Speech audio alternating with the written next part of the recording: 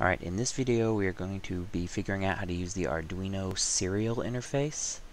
So what you can do is actually, in your programs, have the Arduino send information to your PC while it's running. Now this isn't anything that you're going to want in a final project. It's just a good way to check your program while it's running, while you're writing it and trying to understand what's going on. You can print data to your computer screen and have a look at it. And it'll make more sense once we get started. So, I've got my Arduino board in the corner over here. I'm not really going to be adding any circuits to it or anything like that. I just thought I would put it here to remind you that it is indeed doing something. It will be running a program and sending some data back to the computer. Alright, so let's write a program for it. I've got my Arduino programming window here. I went ahead and upped the font size so it's a little easier on the YouTubes. In case, you're not at HD or whatever. Alright, so in order to use the serial interface, we got to start with serial.begin. And you need to put what's called the baud rate in here. Don't worry about what that is, just put 9600. Okay. Alright, so what that does is sets up the serial interface. It reserves the TX and RX pins 0 and 1, for use for these purposes. So you wouldn't want to use them for anything else while using serial. Okay, so that's just the setup. Won't really do anything on its own, like pretty much everything you put in the setup. So in the actual loop, we're just going to do something like this. I'm going to say serial dot print ln. The ln stands for line, so it'll print what I tell it to, and then it'll hit enter and create a new line afterwards. And it'll print whatever I put inside these parentheses. So I'm just going to say hello world, because that's a programming thing or something. Alright, so that's called a string, a literal string. It has to be in quotation marks. If I do it without quotation marks, well, it'll think it's a variable name or something, and it'd give me some kind of error. Let's see if I tried to verify that. Save it, yes. I got an error, hello was not declared. Yes, it thinks it's a variable name or something. So put quotations around a word that you want to appear. Alright, now let's try this out. Upload it to the board. Okay, says it's done uploading. Now we're not seeing anything. We have to go to Tools, and open up the serial monitor. And look at that. So we're seeing hello world over and over again being printed because, well, the Arduino is looping through its main program loop right now. There it is, sitting right there. It doesn't look like it's doing anything, but really it's looping through its program and printing hello world, sending hello world back to the computer a whole bunch of times a second. I don't know how many, whole fast as it possibly can. And so here it is being printed to the computer over and over again. Wow. Okay. Well, that's not very interesting. So let's just add a few things step by step. One thing that might make this a little more, I don't know, visible. It's going so fast. Let's slow it down a little bit. Let's put a delay in there. Put like a 2-second delay. Remember, that's 2,000 milliseconds. Okay, I'm going to go ahead and save that and upload it. Okay, apparently that closes the serial monitor. Says it's done uploading. Let's open that back up. So you can press Control-Shift-M to open the serial monitor. And hello world. Hello world. 1 Mississippi, 2 Mississippi. Okay, well I'm not counting right, but that's probably 2 seconds. And this is not a perfect 2 seconds, by the way. If you need a perfect time interval, you're going to want to use an RTC, a real-time clock, which is something that you have to connect to your Arduino, although it does come along with some SD card readers and such. So, but if you just need to be around 2 seconds for some reason, you could just delay 2,000. So it's just printing hello world over and over again. Yay! Alright. While we're doing this, let's learn a little bit more about programming in general. I'm going to go ahead and have it print a number that gets higher and higher and higher.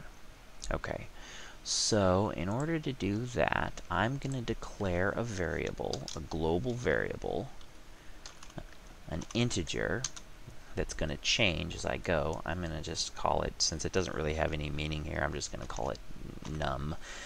But if you're creating a variable that's like the temperature, you should call it temp. You know, give them meaningful names. In this case, I mean, we're just screwing around. This has no meaning, so it's just going to be a counting number. So I'll call it 0. I'll call it num, and I'm going to start it at a value of 0. All right, and you can start at any value you want. We'll just go with 0. So instead of printing hello world, let's just print whatever the value is that's stored in num, which right now is just a 0.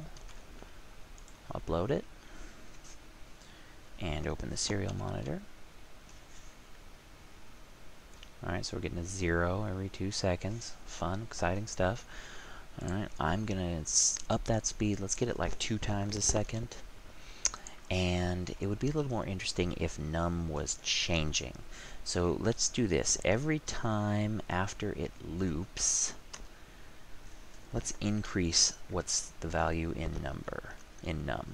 So I'm going to say num equals whatever it was. Num equals its previous value, num plus 1. So that'll add 1 every time it hits that line.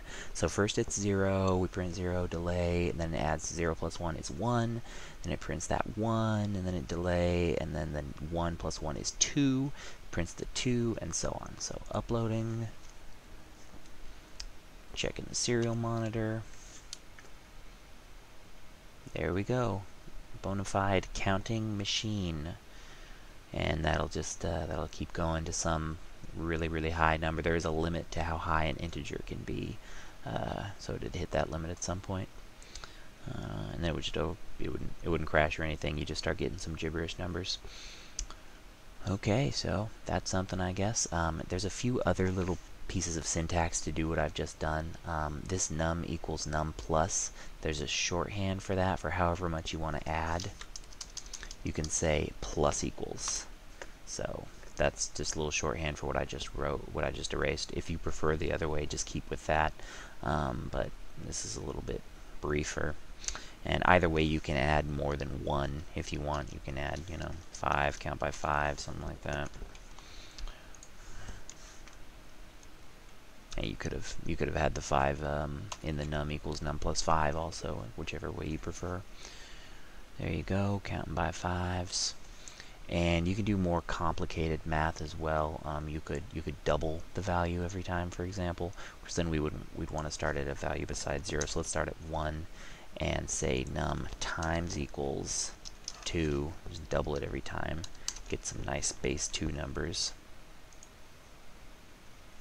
So 1, 2, 4, 8, 16, 32, so on. 16, 32, 64, 128, 256. I like these numbers. They look like RAM. Okay. Oh, there you go. Look at that. We overflowed. So that over 3,000, something like that, that was the largest number that can be stored in an integer. And it happened to land on 0, and now it's stuck there. So watch out with your data types. If we want to be able to store bigger numbers, instead of using an integer, we can use what's called a float, or even bigger, a double. Let's see how high that lets us go.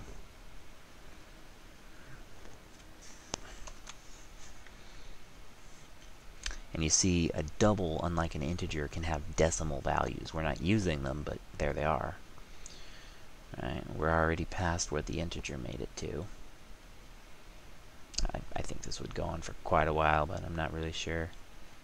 Ah, there we go. Oaf for overflow. So apparently the double variable responds differently in this language than the integer when you overflow it, and you get this special value.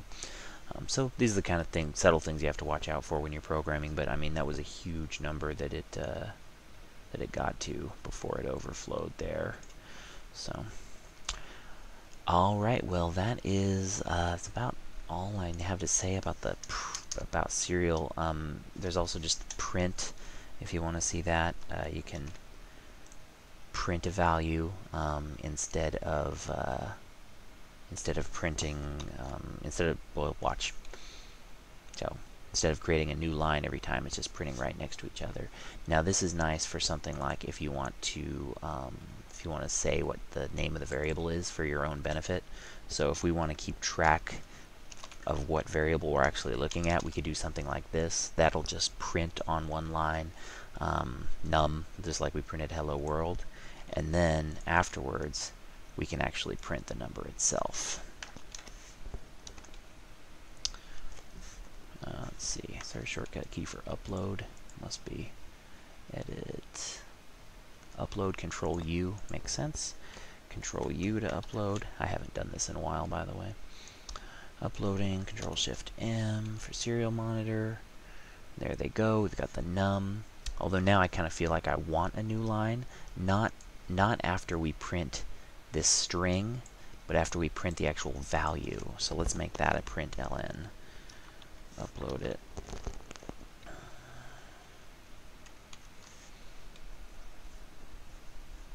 There we go. So that's nice if you're tracking more than one variable or something, then you can, if you're trying to debug this, you want to know which number you're looking at. So this tells us exactly which number we're talking about here.